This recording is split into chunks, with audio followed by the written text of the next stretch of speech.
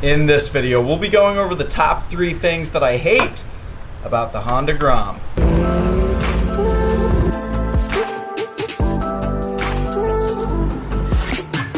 So let's get started. Let's kick it off with number 1, which is how expensive these are relative to what they are. So if you know the prices on these, which I'm sure you do if you're watching this video, you know how pricey these can be. Now, it's not that expensive. It's a few $1,000s, yeah. In the grand scheme of things, it's not that much money. It's not 10K, it's not 100K. It's only a few grand. But the fact that even completely crappy, ratted, clapped Groms still sell for a few $1,000s blows my mind. And the other thing is what else you could buy with that money. Now, this is a very, very fun toy, but it's a toy. It's not a fully capable motorcycle. You can't ride it on the interstate. You can't take it high speeds. You can't go off-roading. You can't do all sorts of different things with this bike. And for $3 grand, which is what this one should sell for, just under $2K is what I paid for it. If you want to learn how to do the same thing, Motorcycle Money down below, quick plug. But for the price, for what you're spending on this bike, you can get a fully capable bike. You could get a CBR 600 RR that's a few years older, but it's the same exact price, and that can go really high speeds. It'll go on the interstate easily. It'll wow you with the acceleration. It'll carve and curve and take corners and be a blast. You can get an old school cafe racer that can do all of that you can modify just the same, but in a different way than the Grom. And so for paying that much money for a 125cc little baby bike, I don't know that it's worth it, especially when you're talking about the older ones that are clapped and ratted out with high mileage, that are hardly running, that are still commanding premiums, at least right now in 2020. The second reason why I do not like the Grom is because it has you developing some pretty poor riding habits. Now, if you're anything like me on a Grom, then you ride it horribly, really aggressively. You like to have fun with it. You have to ride it really hard to get up to speed because it's such a low-powered bike. But as a result, you develop some pretty awful habits. Like, I money shift this thing all the time.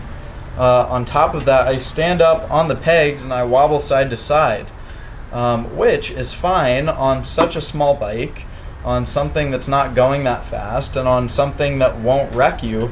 But try money shifting a liter bike, or try standing on the pegs and rocking side to side on anything else, and it won't end up too well at all. Now, while that's fine on this bike, like I said, when you hop on something else, if you're someone like me who has a fleet of different bikes, then you could really mess yourself up if you're not conscious of those habits that you've developed.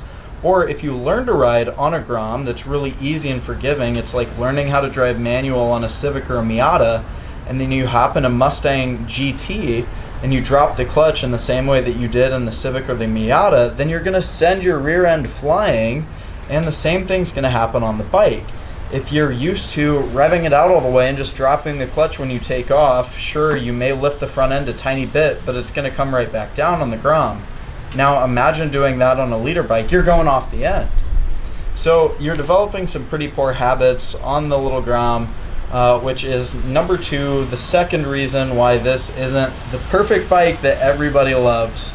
Now finally, number 3 is that the fun of this thing, for me anyway, wears off pretty quick. I can blast around town on it and have fun, or hop on this thing from time to time and just absolutely ride like a menace, which you can do legally, safely, and in a fun way on this bike, which is something that you can't do on other stuff. But if this was your only bike, and this was like your mode of transportation, or I mean the only motorcycle that you had in your fleet, it would get boring. Anytime that you would want to go out for a cruise, go out for a ride, and have fun, I think the fun wears off of this thing pretty quickly.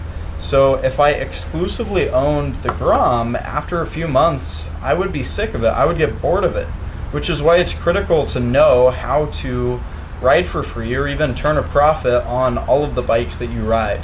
If you're interested, again, in learning how to do that, then hit the link down below to learn how you can do that. But that concludes my top 3 list of things that I don't like about the Honda Grom. Hopefully you liked the video. If you did, give it a thumbs up. Drop a comment telling me what you think. Did you like the setup, this whole vibe going on, the matching jacket to the bike? Did you like the video? Did you like what I was talking about? Did you agree? If you like the video, then drop a thumbs up as well. Don't forget to subscribe to the channel. And tell me what you want to see more videos of later on down the road. With that in mind, I will see you on the next one.